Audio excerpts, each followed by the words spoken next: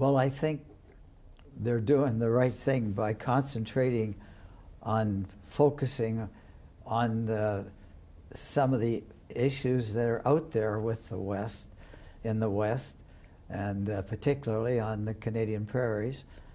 And it's a very significant matter, and I'm glad to see the government looks like they're going to really try to focus on this thing, particularly with Alberta and Saskatchewan. At the center of a lot of this is debates around pipelines, and obviously the federal government owns a pipeline now, and we're waiting to see ultimately if this Trans Mountain expansion is built. How do you feel about that? Are you optimistic that will go ahead? I think, I don't know. Yeah. The people in British Columbia on the coast are very much opposed to the pipeline, and of course the folks, Alberta needs to get the oil out into the world, and we should do everything to try to help them do that. But certainly there's the issues of the tankers, and of course the whales, and the environment is a big issue, and of course the First Nations have a lot of influence in that too right now. Yeah, and you have talked in the past about, even for businesses, climate change is something that is a very serious issue that businesses have to address. I mean, what's the balancing act? What's your advice? Well, I tell you right now, the environment and the focus on the environment is absolutely, in our company, the #1 issue.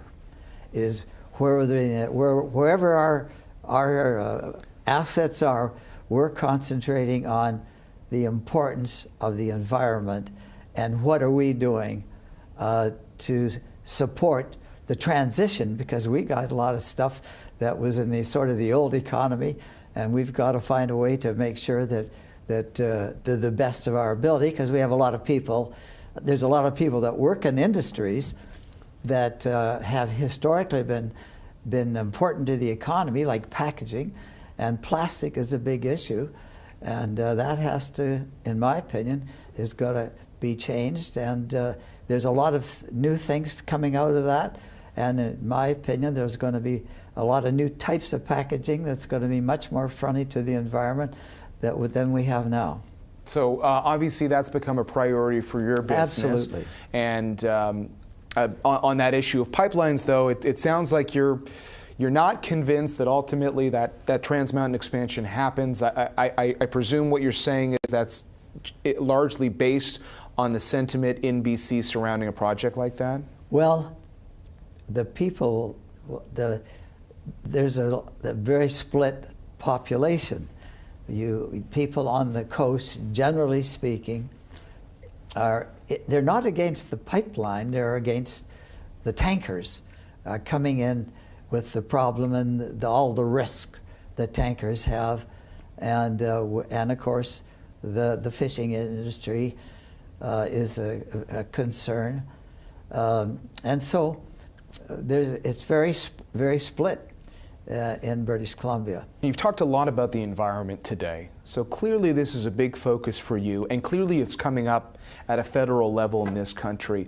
You also talked about the attractiveness of investing in the U.S. I just wonder if Canada is taking a certain approach on issues like the environment, and different countries have different views on that, for example, and I'm speaking more directly of Canada and the U.S. right now. It seems like there are some different philosophies at play at the federal level. How do you navigate through that? With difficulty. No, we are very focused, and we have businesses that we wouldn't have gone into today that we went into 25 years ago, because the focus wasn't as much on the environment.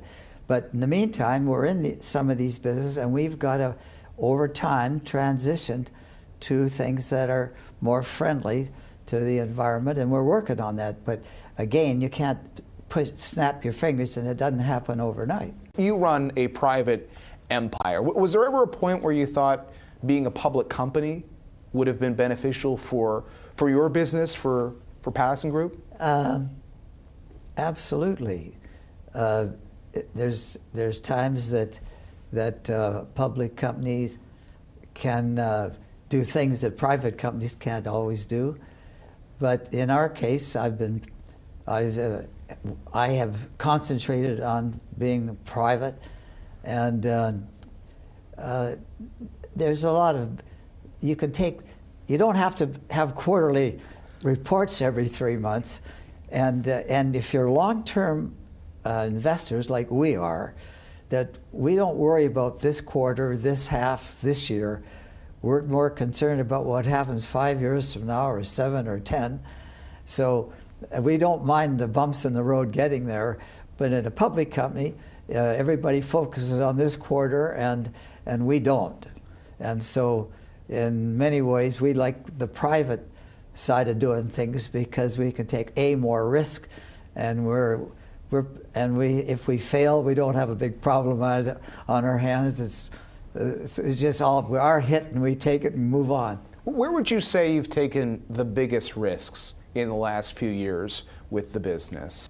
I'd say that a lot of times we're investing in things that have turned out to be like packaging. We have been involved in plastic packaging.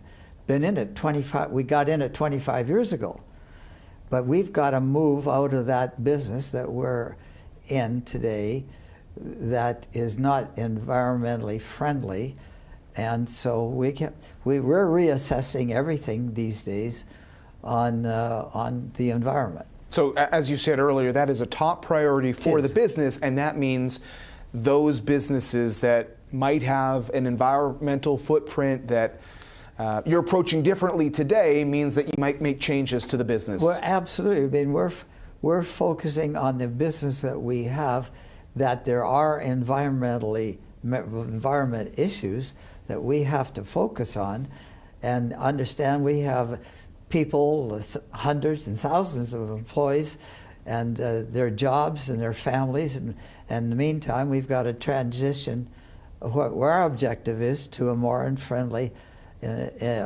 type of business that's in some cases that we're in.